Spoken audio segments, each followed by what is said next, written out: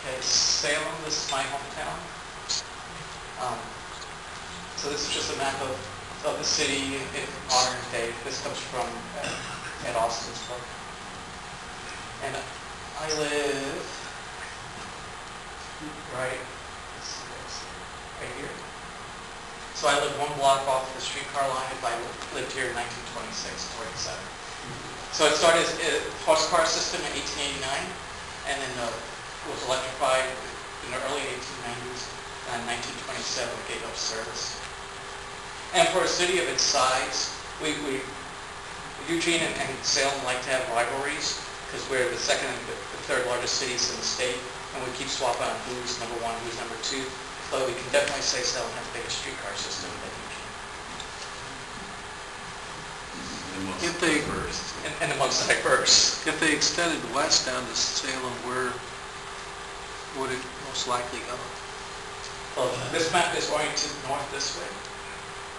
West Salem is over here. This is actually a steam railway.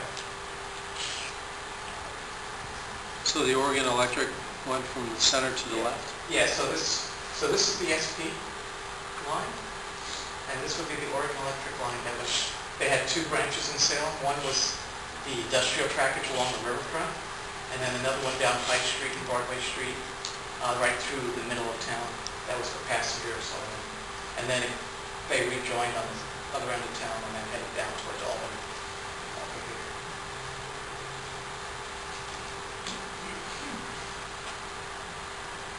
So this is some streetcar scenes from Salem. There's a story that goes that this young lady had moved to progressive Salem, and she was so excited she wrote a postcard to her parents who lived back east. Salem is progressive. We have electric streetcar system that goes to the asylum, the prison, and the cemetery. And if you look, this actually says State House, asylum, and penitentiary. So it's a moral story. It's just amazing. I'm sure Mom was very happy to hear that. So you would not recognize any of these scenes today. This is State Street. I forget what street that is. But single truck cars, it was originally a horse car, which is what's right here. So this is the original Salem, or actually this is train station number 2 in Salem. This first one burned and then this one burned. This section of the train station actually survives the freight section. And if you go to Salem downtown to the Amtrak station today, you'll see this poor freight house with a brand new roof that they put on, but the buildings fall apart around it. Structurally, it's actually sound, but it needs help. The horse car, when it was a horse car line, there's the story that the owner of the line was Minthorn, and he was the uncle of Herbert Hoover, the president. And Herbert Hoover allegedly was a conductor on the line when he was staying with his uncle. So these are just other scenes in downtown Salem. This is the Reed Opera, what's what we call the Reed Opera House today. I have some then and now shots later which you'll see to compare. This is more of Salem. So anyone seen One Flew Over the Cuckoo's Nest? Yeah.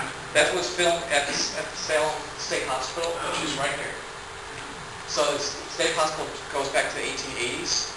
It's currently finally they're going to tear down most of it and build a brand new hospital because it was basically a death trap. But the original J-port portion from the 1880s is being saved and refurbished. It actually had a subway underneath it. So this is Center Street, or was Asylum Avenue. But when they built more buildings on this side of the street, they actually connected by subway underneath. And there was also a subway underneath the buildings itself. There's actually rails in the dirt underneath the buildings. It basically was used to get supplies from one building to the other. And just before they knocked down the building, or parts of the building, they gave some tours of the building, and some of the rails are still there. Allegedly, they had one baggage car left from it.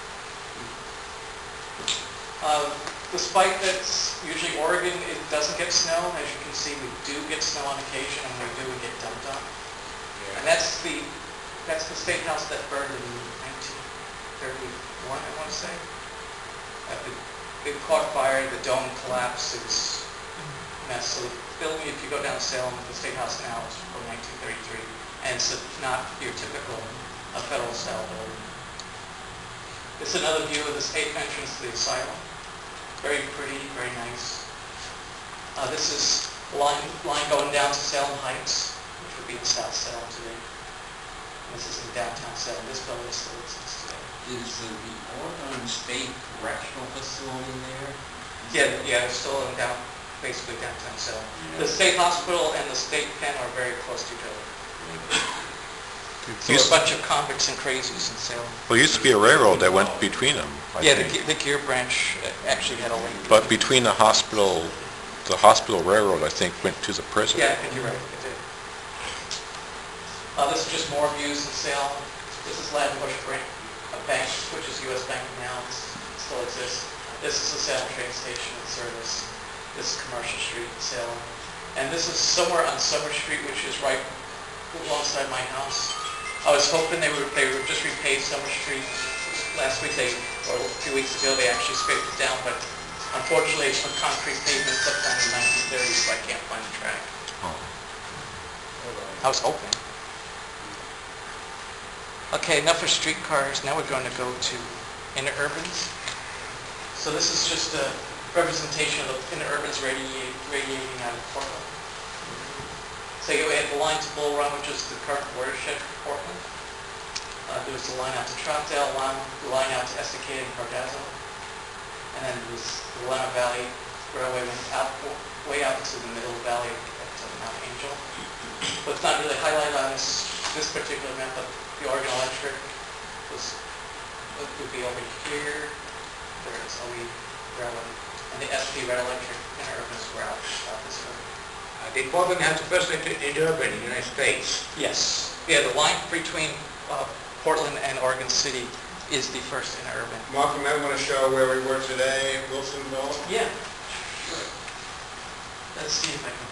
Oh, there it is. So this is Wilsonville. So this is where you are right here. And the line over And the here. line went up here. And then this line broke in, but you actually went out to here. This is Beaverton Transit Center today, right there.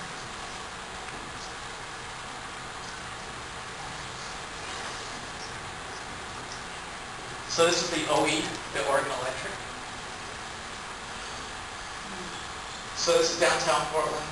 This is the line that went out towards Beaverton, Forest Grove. And then this is the line that went down to the heart of the valley, through Salem and Albany, and then all the way down to Eugene. And then the line went through city streets through the city of Portland. That's What streets? 10. It's going north and south on 10. yeah, that's 10th Avenue, except where the streetcar is today. I thought we did. It's Salmon, I think. And then went down towards the work. Did they have power cars with open observation cars? They had some with open observation cars, it's like a Julie and Shankly. And sleepers too. Yep. Yeah, you could board a car in Eugene and be from Portland. Mark, and Chantilly is at Western Railway. Yep, Rio Vista. How many miles from Eugene to Portland? How long did the trip take?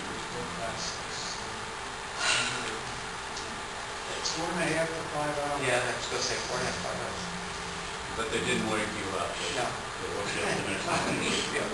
Well, if you went by sleeper, they padded and scheduled you. Right. They over either in Salem or Albany.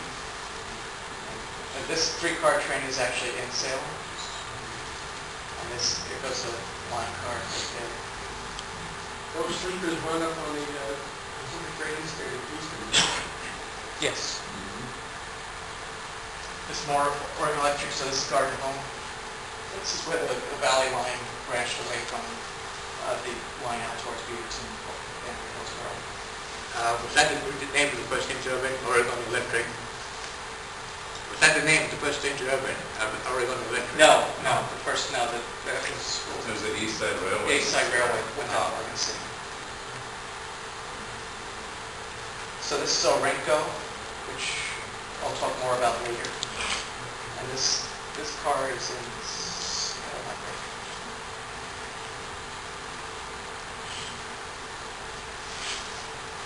Oregon Electric, was called the Oregon Electric Building in Salem, where the OE crosses the streetcar line. This is in Woodburn, and there was a branch off the line, and now it's all downtown Woodburn, which is in the valley. This is in Eugene, so this would be the southern end of the line that goes one of the open vestibule cars.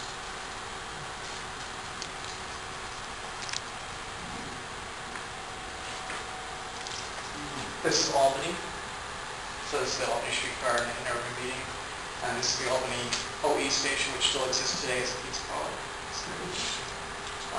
This is in Hillsborough, on the same right-of-way that the Max runs in Hillsborough.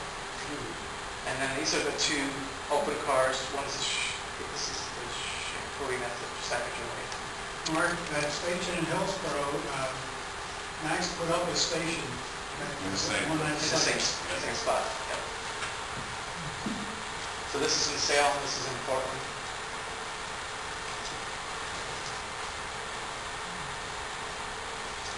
United Railways was basically became a subsidiary of Oregon Electric. It ran from 1909 to 1923. Ran from Portland to Wilkesboro, which is just short of Banks.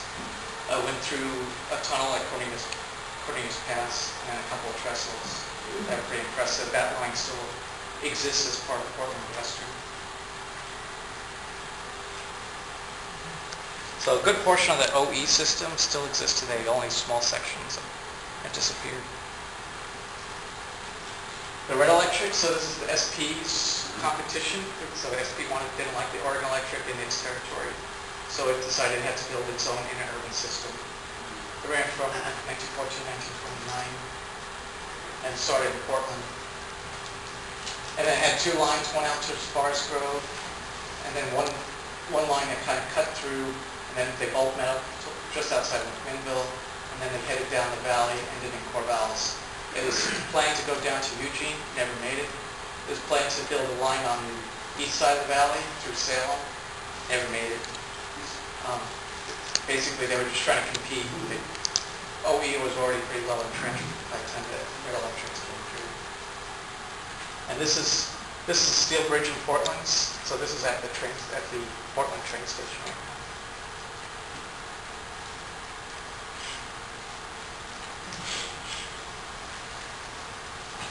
So these are Red Electric trains. This is in McMinnville. Again, like I said, this is where the two branches just to the east of McMinnville branched. One go up to Forest Grove, the other one straight to Portland.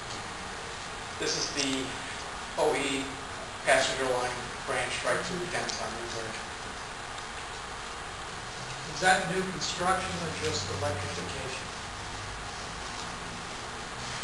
It was part of both. Part of it was already built as a steam line, and they just put wires over it. The electrified branch.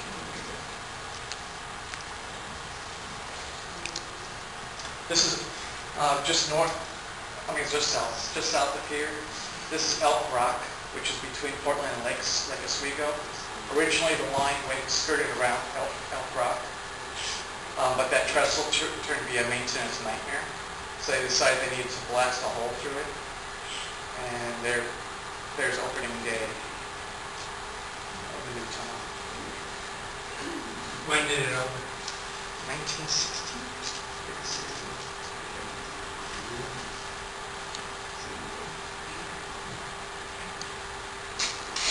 Willamette Valley Southern is another interurban line. This one is much harder to trace. Pretty much the right-of-way has been obliterated.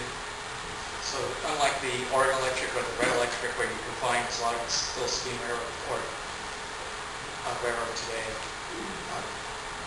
Willamette Valley Southern pretty much just went totally gone from between Oregon City and Mount Angel. Mount Angel is a small little water now it's Bavarian type community. Has an abbey up on top of the hill. But these are just examples of the cars that ran on the line. And I've been trying to use satellite imagery to find remnants, and you can find remnants of other lines, but not much of the Willamette Valley Southern.